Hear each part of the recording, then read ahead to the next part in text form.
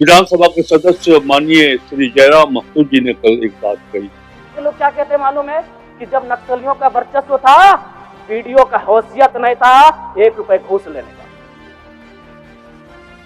एक वो समय था जब उग्रवादियों के भय से अंचल, थाना, प्रखंड नियंत्रित होता था।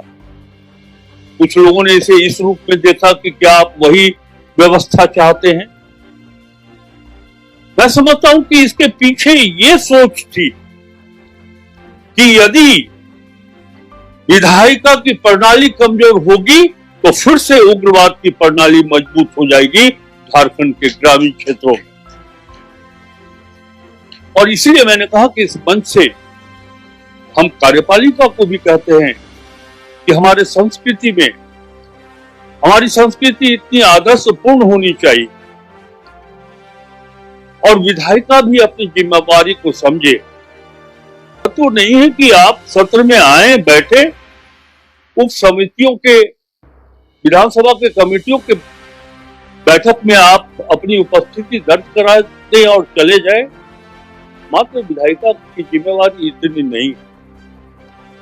विधायिका की जिम्मेवारी इतनी अधिक है, जैसा कि हमारे संबोधन में माननीय अध्यक्ष जी ने कहा कि कार्यपालिका के ऊपर निगरानी रखने की जिम्मेवारी भी विधायिका के ऊपर है और हिंदुस्तान की विधायिका इतनी कमजोर नहीं है कि वो कार्यपालिका के गलत काम में नियंत्रण नहीं कर सकते।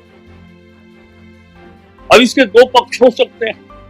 एक तो आपके अंदर की ललक क्या है, आप चाहते क्या है, और या फिर विधानसभा या किसी ऐसे राजनीतिक मंच पर यदि आपका दायित्व तो मात्र यही रहता है कि हम सत्ता पक्ष में बैठे हुए सरकार की आलोचना करें, तब तो बात दूसरी है। लेकिन सचमुच आप एक विधायिका की शक्ति लेकर के बैठे हैं तो मैं फिर कह रहा हूं, चाहे वो प्रखंड स्तर के कार्यालय हो, अनुमंडल हो या फिर जिला स्तर के या राज्य स्तर के कार्यालय, नियम के खिलाफ अगर कोई काम हो रहा हो, कोई अधिकारी यदि अपने स्वेच्छाचारिता का परिचय दे रहा हो, मनमानेपन का परिचय दे रहा हो, लापरवाह है, तो मैं समझता हूं कि विधायिका इतनी कमजोर नहीं है कि उनके इस कृत्य के ऊपर विधायिका का नियंत्रण नहीं हो सकता। ये सबको समझना पड़ेगा। कल एक बात मुझे बहुत अच्छी लगी और इस मंच के माध्यम से मैं राज्य के कार्यपालिका को कहना चाहता हूं। हालांकि कुछ हमारे माननीय सदस्यों ने उसको दूसरे विधायक ने नक्सलियों पर बात किया था और मैं सहमत भी हूं। इसमें पूर्व की सरकार और वर्तमान की सरकार दोनों का योगदान है कि आज नक्सली गतिविधियां इस राज्य में कम हुई है। लेकिन अध्यक्ष महोदय, सवाल मेरा ये है और मेरा कहना भी ये है, अभी वर्तमान में अगर आप झारखंड पुलिस की ऑफिशियल वेबसाइट को जांचेंगे तो वहां 72 नक्सलियों की सूची है। अगर आप उनके नामों को पढ़ेंगे अध्यक्ष महोदय, मैं 2-3 नाम पढ़ ही देता हूं। मिसिर बेसरा, प्रयाग माझी, अजय महतो, सुभाष महतो। जब इन लिस्टों को पढ़ेंगे ना अध्यक्ष महोदय, तो आप 1970 के दौर को भी थोड़ा कंपेयर करेंगे कि जब उस समय झारखंड आंदोलन, अलग राज्य की जो लड़ाई थी, और उस समय जिन लोगों, जिन कौम का जान गया था, आज वे लोग नक्सली के रूप में उनका जान जा रहे थे अध्यक्ष महोदय। 72 में हमको लगता है कि 50 आदिवासी नक्सली है अध्यक्ष महोदय। मेरा कहना यह है, ये राज्य आदिवासियों का, जंगल आदिवासियों का, दलमा का पहाड़ आदिवासियों का, पारसनाथ का पहाड़ आदिवासियों का, लुगू बाबा का पहाड़ आदिवासियों का, और नक्सली भी आदिवासी अध्यक्ष महोदय। खामियां कहां रही? आखिर क्या कारण रहा कि एक आम आदिवासी नक्सली गतिविधियों की ओर प्रभावित हो? अध्यक्ष महोदय, बहुत ही गंभीर विषय है। मैं उस पर प्रकाश डालते हुए, मैं आज से लगभग 18 साल पहले इस देश के एक सम्मानित अखबार हिंदुस्तान में एक पत्रिका छपी थी, 17 तारीख 2 महीना 2007। उसका शीर्षक था अध्यक्ष महोदय, माओवादियों ने बांटी हजारों एकड़ जमीन। अध्यक्ष महोदय, मैं पारसनाथ की तराई से आता हूं। जब नक्सली गतिविधियों का प्रश्न आता है तो सबसे पहले लोग पारसनाथ को देखते हैं। आज गांव में लोग क्या कहते हैं मालूम है अध्यक्ष महोदय?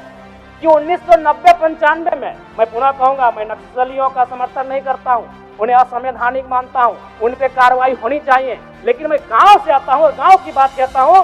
गांव के लोग क्या कहते हैं मालूम है? कि जब नक्सलियों का वर्चस्व था, वीडियो का हैसियत नहीं था 1 रुपए घूस लेने का, सीओ का औकात नहीं था 1 रुपए घूस लेने का, थाना प्रभारी थर थर कांपते थे।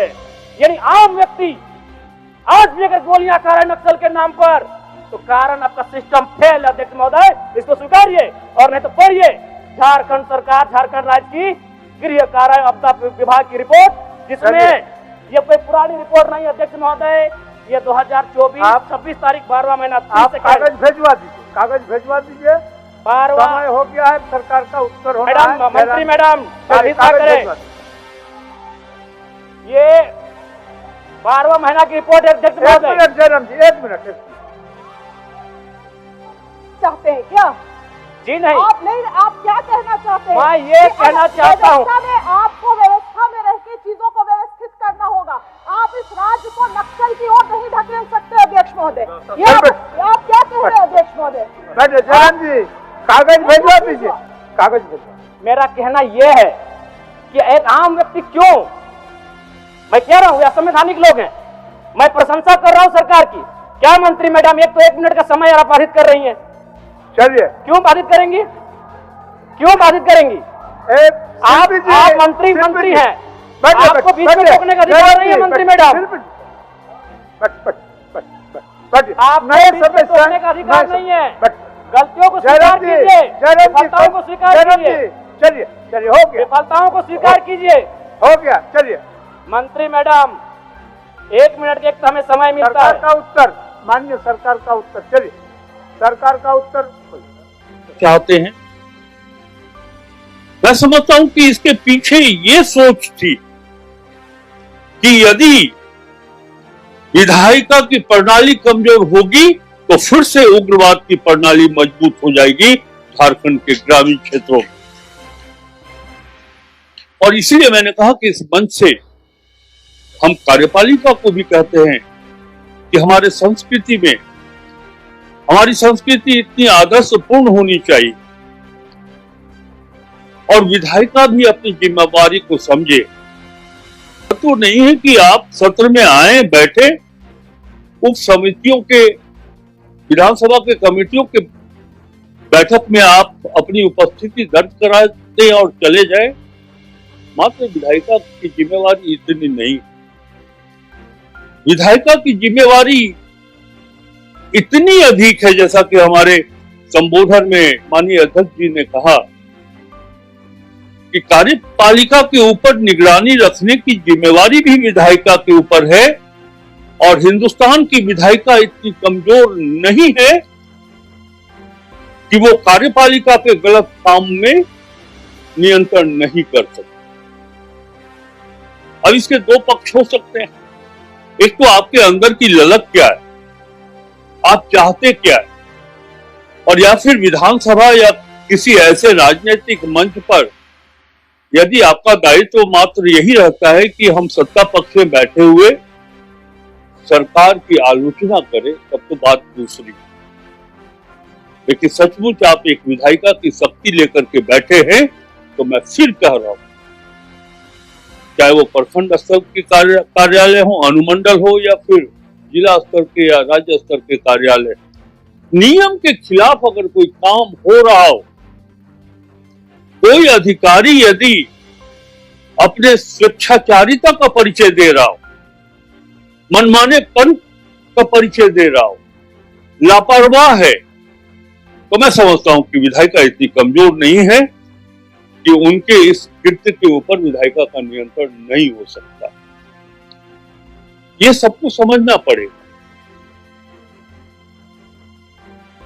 कल एक बात मुझे बहुत अच्छी लगी और इस मंच के माध्यम से मैं राज्य के कार्यपालिका को कहना चाहता हूं। हालांकि कुछ हमारे माननीय सदस्यों ने उसको दूसरे